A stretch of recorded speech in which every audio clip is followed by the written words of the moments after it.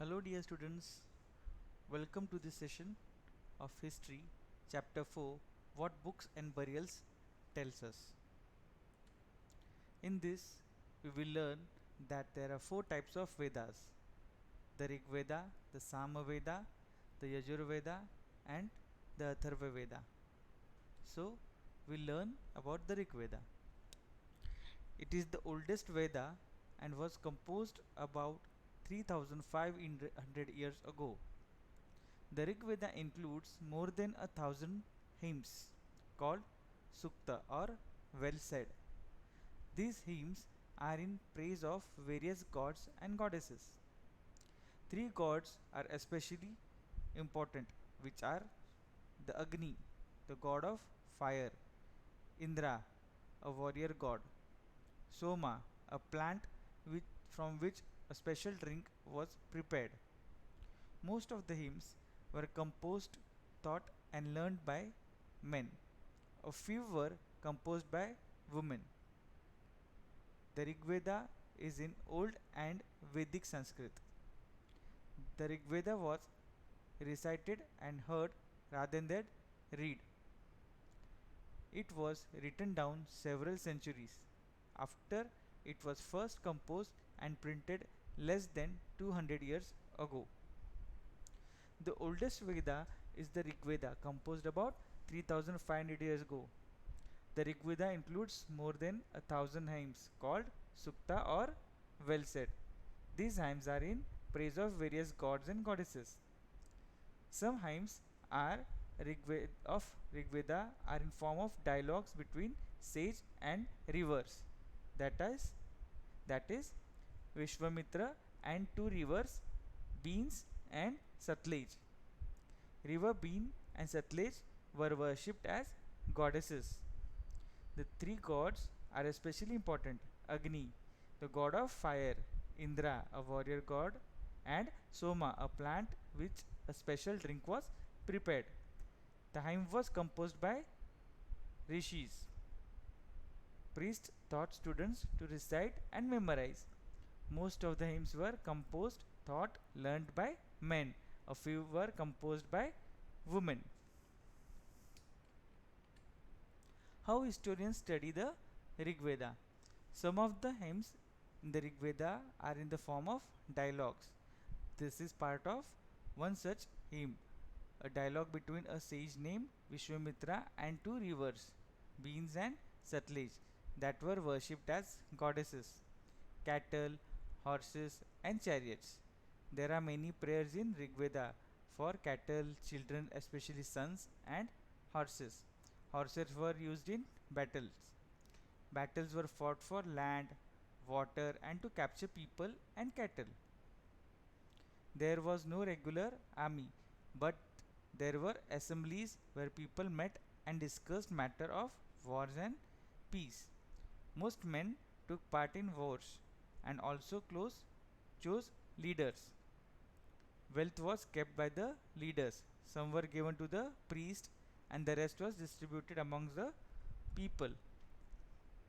The language of Rig Veda is old or in Vedic Sanskrit, which is different from the Sanskrit we learn these days. There are three families of languages. One, Indo-European family, second is Tibeto-Burman family, and third is Austro-Asiatic family. The manuscript on brick bark of the Rig Veda was found in Kashmir. About 150 years ago, it was used to prepare one of the earliest printed texts of the Rig Veda, as well as an English translation. It is not now preserved in the library of Pune, Maharashtra. There are many prayers in Rig Veda for cattle, children, especially sons, and horses. Horses were yoked to chariot that were used in battles. Battles were also fought for land, water, and to capture people. Though obtained wealth was kept by the leaders. Some was given to the priest and the rest was distributed among the people. Some wealth was used for the performance of sacrifices, that is yajnas, in which offerings were made to the fire. Offerings could include ghee, grain, and in some cases animals.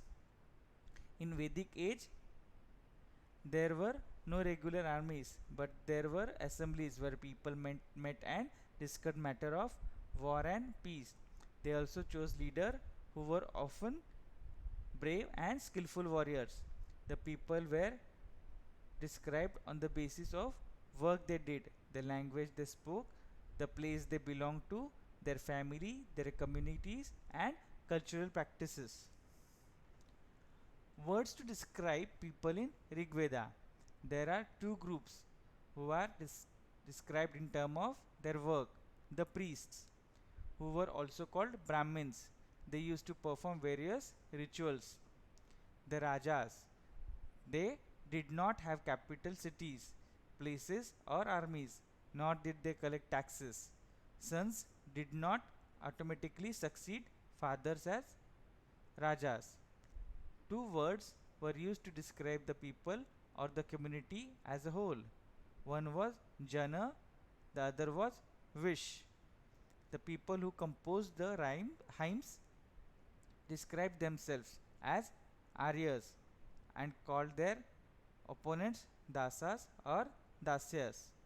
The term Dasa means slave. Slaves were women and men who were often captured in war. So there are two groups who were classified in terms of their work. The priests, sometimes called Brahmins, who performed various rituals, and the Rajas.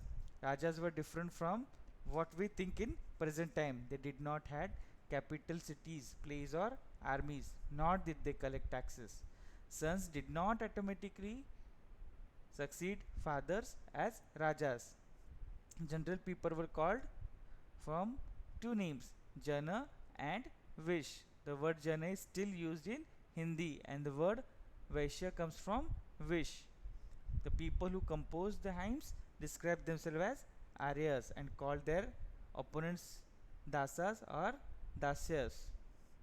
These were people who did not perform sacrifices and probably spoke different languages. Later, Dasas and Dasyas were replaced with Dasa and Dasi, meaning slaves. Slaves were both men and women, and they were often captured in war. They were treated as the property of the owner. Stone boulders are known as megaliths and were used to mark burial sites.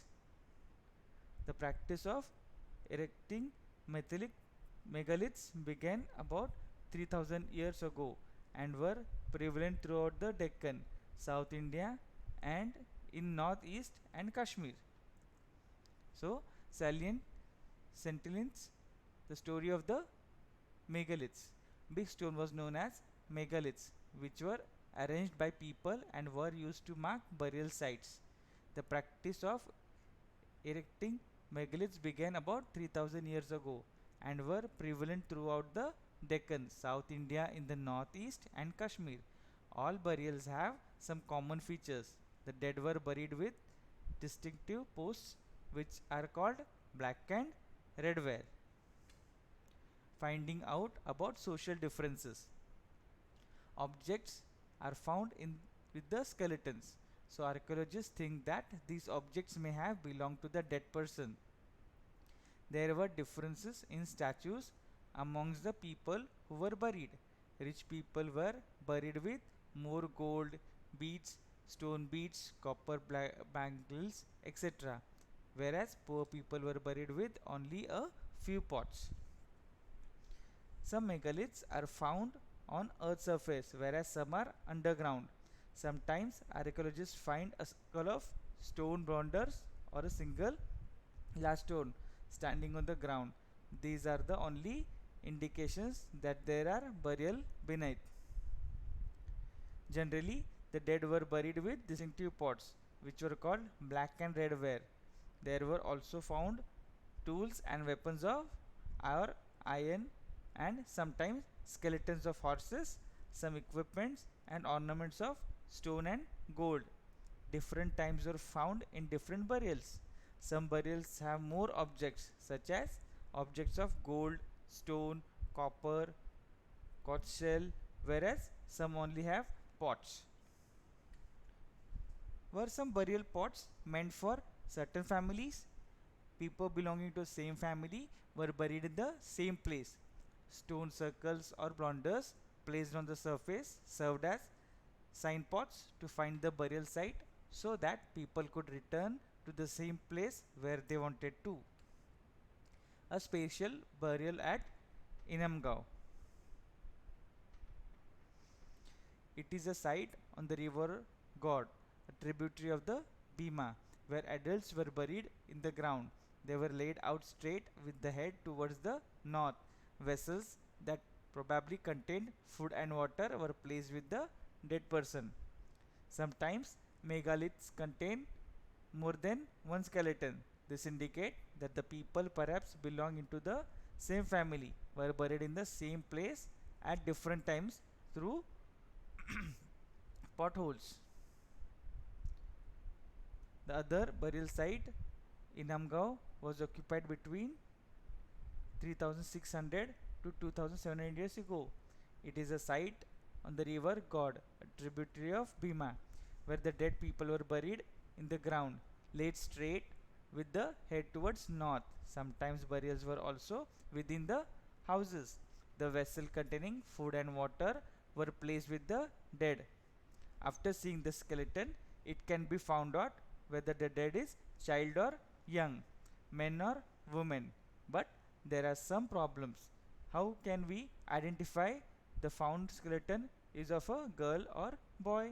Likewise, how it can be identified that the skeleton is of men or women? It is not possible to find out on the basis of the ornaments because often ornaments were worn by both men and women. A better way of figuring out the sex of a skeleton is to look at the bone structure.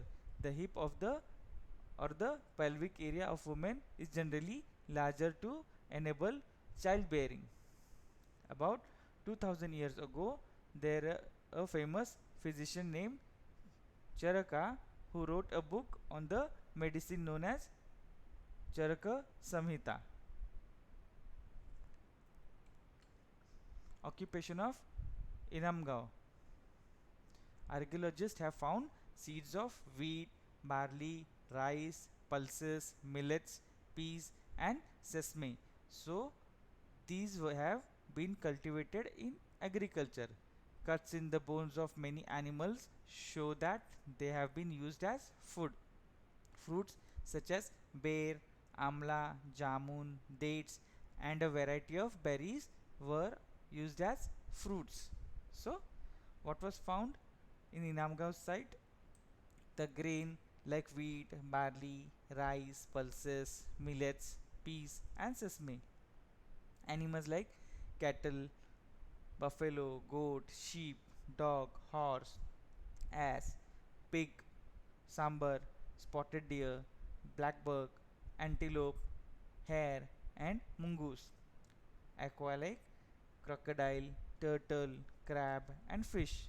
Fruits like bear, amla, jamun, dates, and variety of berries. We find some of the first evidence of writing in China around 3500 years ago. These writings were on animal bones. These are called oracle bones because these were used to predict the future. The king in the palaces in cities in China, they have vast quantities of wealth including large elaborately decorated bronze vessels.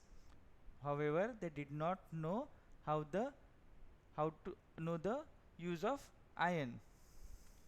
So, this is where we end with our chapter, and I hope you have understood all the topics and the chapter.